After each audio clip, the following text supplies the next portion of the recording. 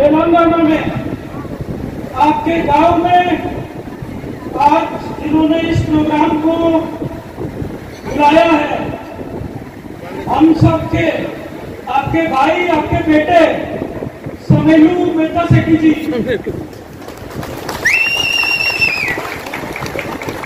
कार्यक्रम में मौजूद, हमारे युवा साथी यश पवार जी, राजू पति आलिया, पी रामदास जी,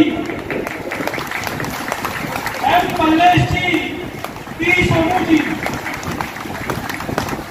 और इतने सारी आज हमारी माताएं, हमारी बहनें, आप सब लोगों को मैं हाथ जोड़ के नमन करता हूं।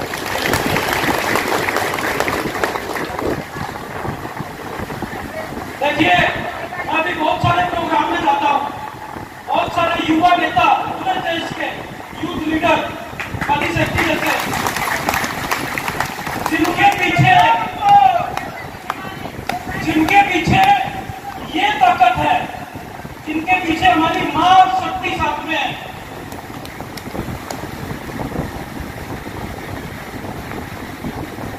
जिस भी युवा के साथ हमारी मां की शक्ति, हमारी बहनें साथ में है, उसकी ताकत का अंदाजा मैं लगा सकता हूं। आज ये यूथ के नेशनलिस्ट यूथ कांग्रेस के प्रोग्राम में इतनी बड़ी संख्या में, हजारों की संख्या में, मेरे ख्याल से यहाँ पे 5,000 10,000 लोग यहाँ पे आज आए हुए हैं, सिर्फ और सिर्फ अपने बेटे को, अपने भाई को सपोर्ट करने के लिए। सही है ना? और जिनके पीछे इतनी बड़ी ताकत है, मैं आप लोगों से वादा करता हूं कि इनकी ताकत को, राजनीतिक ताकत को बढ़ाने का काम मैं धीरज शर्मा आप लोगों के सामने बोलता हूं। आज इन्होंने राष्ट्रवादी Congress party NCP party join किया है। एनसीपी पार्टी जिसके राष्ट्रीय अध्यक्ष माननीय अजीत दादा पवार साहब है, जो कि महाराष्ट्र के डिप्टी सीएम है, और उनके बारे में हम सब लोग जानते हैं। वो एक बार जो वादा करते हैं, सब लोगों से कुछ भी हो जाए अपना वादा को पूरा करते हैं। ऐसे हमारे अजीत दादा पवार हैं। आज आप सब लोग एनसीपी पार्टी को आज आप समर्थन दे रहे हैं, आप उनको ज्वाइन कर रहे हैं, और मैं अजीत दादा पवार साहब के बिहाफ पे वादा करता हूं कि आप लोगों की जो भी समस्या होंगी, दुख तकलीफ होंगे, वो आज के बाद राष्ट्रवादी कांग्रेस पार्टी की दुख तकलीफ, जो भी हमारी महिलाएं, मातृशक्ति यहाँ पे है, कांग्रेस पार्टी ने आप लोगों से वादा किया था पैसा हर महीने देने का, दिया आप लोगों को? कांग्रेस पार्टी ने पैसा दिया आप लोगों को? कुछ नहीं दिया। मुझे सब लोगों ने बताया कि उन्होंने वादा किया, लेकिन कोई एक भी हमारी माताओं को, बहनों को पैसा नहीं मिला। और वहीं पे हमारी राष्ट्रवादी कांग्रेस पार्टी एनसीपी महाराष्ट्र में हर बहनों को, हर माताओं को हर महीने 2100 रुपए देती है। क्या ऐसी स्कीम यहाँ पे नहीं होनी चाहिए ताकि हमारी माताएं, बहनें मजबूत बन सके? राष्ट्रवादी कांग्रेस पार्टी अजीत दादा से बोलते नहीं है, करके दिखाते हैं। आप लोग हम लोगों पे भरोसा दिखाइए। हम ऐसी बहुत सारी स्कीम आप लोगों को ताकत देने के लिए हम तेलंगाना में भी लेके आएंगे।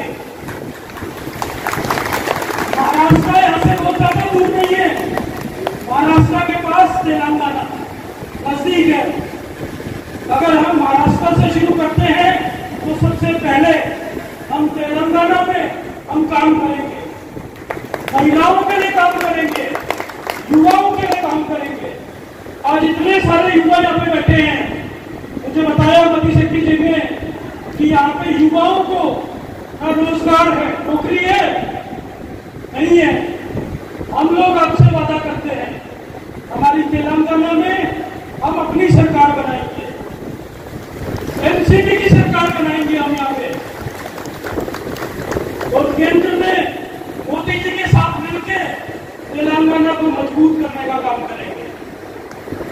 भी आप लोगों को दिक्कत होगी यहाँ पे, हम लोग, हमारा संगठन, युवा संगठन हमारा राष्ट्रवादी का आप लोगों के लिए काम करेगा। क्या आप लोग हमें ताकत देने के लिए तैयार हैं? समेलू भाई को ताकत देने के लिए तैयार हैं?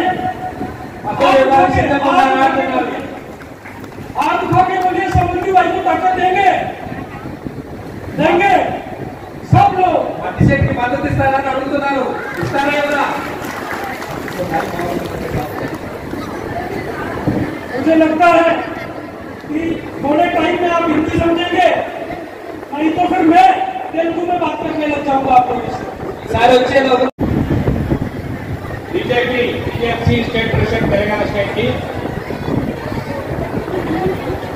ఉమ్మడి తెలుగు రాష్ట్రాల విశ్వ హిందూ మహాసంఘ్ ఉత్తరప్రదేశ్ ముఖ్యమంత్రి వర్యులు యోగి ఆదిత్యనాథ్ గారి పీఠం నుండి 2 స్టేట్ల ఇన్ఛార్జ్ ఉన్నాను। ఈ సభ స్టార్ట్ చేసే ముందు ఎందుకు ఈ రోజు మేము కార్యక్రమం పెట్టడం అనేది మీలో కూడా చాలా మందికి అనుమానాలు ఉండొచ్చు, కొంతమంది కాంగ్రెస్ పార్టీ ఏంటనేది కొంత అనుమానాలు కూడా ఉన్నాయి జనాలు। వీటన్నిటి మీద నేను క్లారిటీ ఇస్తాను। మరొకసారి మా ఆహ్వానాన్ని మన్నించి ఇంతలో బీజేపీలోకి రాకముందు భారతీయ సర్వ సమాజ్ మహాసంఘ్ అనేది మీ అందరికి తెలిసినటువంటి విషయం। ఆ సంస్థ ద్వారా దానికి జాతీయ అధ్యక్షులు గౌరవనీయులు పూర్వ మంత్రి ఉత్తరాఖండ్ రామ్ కుమార్ వాలియా గారు ఆధ్వర్యంలో భారత ప్రభుత్వం అన్యాయంగా పనిచేసిన కేంద్ర ప్రభుత్వానికి వారి ఆధ్వర్యంలో మేము 6 సంవత్సరాలు పనిచేసాం। ఈ 6 సంవత్సరాలు పనిచేసే టైంలో ప్రధానమైనటువంటి సమస్య గ్రామాలలో మేము తిరిగేటప్పుడు మండలాల వారీగా 670 గ్రామాలు, 49 మండలాలు, 2 లక్షల మంది కార్యకర్తల్ని మేము భారతీయ సర్వ సమాజ్ మహాసంఘ్ బిఎస్ఎస్ఎం తరఫున సాధించుకోవడం జరిగింది। ఈ 2 లక్షల మంది ఉన్నా కానీ ఇప్పటి వరకు అనేక సందర్భాల్లో అనేక కార్యక్రమాలు కలెక్టర్ ఆఫీస్ ముందు కానీ, తహసీల్దార్ కార్యాలయం ముందు కానీ, ప్రజా సమస్యల మీద ధర్నాలు, నిరసనలు, law and order problem create చేయకోకుండా చేసినటువంటి సందర్భాలు మీ అందరికీ తెలుసు। ఈ రోజు నా జనం ఇక్కడ చాలా మంది అనుకోవచ్చు, ఎన్నిసార్లు మీటింగ్ పెట్టి నేను 1 నెలలో 2 మీటింగ్లు జరిగినాయి, పోయిన నెలలో, మళ్ళీ ఈ నెలలో ఫస్ట్। నా జనం ఏంటంటే మీ అందరికి క్లారిటీ కావాలి, చాలా మంది మీడియా మిత్రులు కూడా ₹1 సమ్మేళనం నుంచి తీసుకున్నారు ఎప్పుడైనా? సమ్మేళనం డబ్బులకి వచ్చారా, మీరు ప్రేమతో వచ్చారా? నేను పట్ల నేను అన్నం పెట్టను, మీకు పెట్టారు ఎప్పుడైనా? నా జనం సొంత ఛార్జీలు పెట్టుకొని వస్తారు, సొంతంగా వాళ్లే సద్దులు కట్టుకొని వస్తారు, వాళ్లే ప్రోగ్రామ్ అయ్యేదానికి కూర్చొని వెళ్ళేటప్పుడు అన్నా తిని వెళ్తారు। చాలా మంది మీడియా మిత్రులు అడిగినటువంటి సందర్భాలు కూడా ఉన్నాయి। ఇలాంటి పరిస్థితుల్లో ఏజెన్సీ ప్రాంతంలో భారతీయ సర్వ సమాజ్ మహాసంఘ్ ఆధ్వర్యంలో పనిచేసేటప్పుడు గ్రామాలలో ప్రధానమైనటువంటి సమస్య ఇల్లు। మీ అందరికి ఇల్లు ఉన్నాయా? ఇల్లు లేని ఎంతమంది ఉన్నారు చేతులు ఎత్తండి ఒకసారి।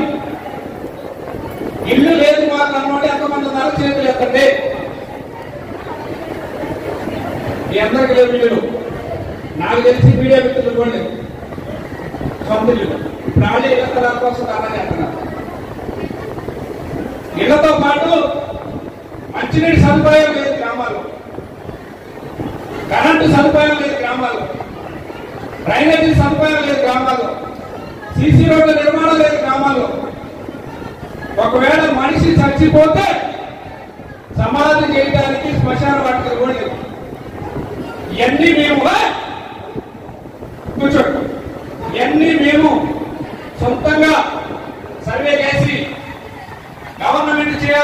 పనిని మా సంస్థ ద్వారా సర్వే చేసి కేంద్ర ప్రభుత్వం దృష్టికి రాష్ట్ర ప్రభుత్వం దృష్టికి తీసుకెళ్ళడం జరిగింది. రాష్ట్ర ప్రభుత్వం నుంచి చలనం లేదు. అప్పుడు మేమేం చేసామంటే మా మంత్రి రామ్ కుమార్ వాలే గారి ద్వారా కేంద్ర మంత్రి కిషన్ రెడ్డి గారికి లెటర్ పెట్టడం జరిగింది. ప్రజా సమస్యల మీద 36,000 మంది ఇళ్ల జాబితాను తయారు చేసి ఇల్లు లేని నిరుపేదల ఇళ్లు ప్రధాన మంత్రి ఆవాస్ యోజన స్కీమ్ ద్వారా పక్కా ఇల్లు కావాలని చెప్పి నేను ఇవ్వడం జరిగింది. 2023లో 2021 2019 నుంచి స్టార్ట్ అయింది ఉద్యమం. మాది సూలూరుపాడు మండలం నుంచి స్టార్ట్ అయ్యి ఇవాళ ఎన్ని మండలాలు ఉన్నాయో ఎన్ని గ్రామాలు ఉన్నాయో నాకే తెలియనటువంటి పరిస్థితిలో ఈ రోజు అంతగా విస్తరించిపోయింది. ఇళ్ల కోసం మీరు తిరుగుతుంటే చాలా మంది మమ్మల్ని ఎగతాలు చేశారు, వారి కార్యకర్తలు ఎగతాలు చేశారు. ఇల్లు రేపు కడతారా ఎల్లుండి కడతారా అని. కట్టేది ఏం కాదు, ఒక్క ఇల్లు కూడా ఇవ్వలేము మేము. ఎందుకంటే గవర్నమెంట్ కాదు, మేము ప్రజా సమస్యల మీద ప్రజలకు ఉన్నటువంటి సమస్యల్ని రాష్ట్ర ప్రభుత్వానికి కేంద్ర ప్రభుత్వానికి ఒక వార్తలా ఉండి తీసుకెళ్లి మేము ఇచ్చినటువంటి సందర్భంలో కేంద్ర ప్రభుత్వం నుండి కిషన్ రెడ్డి గారు 14 లెటర్లు పెట్టారు గవర్నమెంట్ తెలంగాణ. నేను మీడియా ముందు చెప్తున్నా, కూర్చోడానికి అయినా సిద్ధం, మీడియా ముందు కూర్చోడానికి. 14 లెటర్లు ఇచ్చాడు కిషన్ రెడ్డి గారు. ప్రజా సమస్యలు పరిష్కరించండి, ప్రజలు ఇబ్బందుల్లో ఉన్నారు, వీళ్ళ సమస్యలు పరిష్కరించండి అని చెప్పి కేంద్ర మంత్రి కిషన్ రెడ్డి గారు చాలా నుంచి 14 లెటర్లు తీసుకున్నారు. వారి తర్వాత రామ్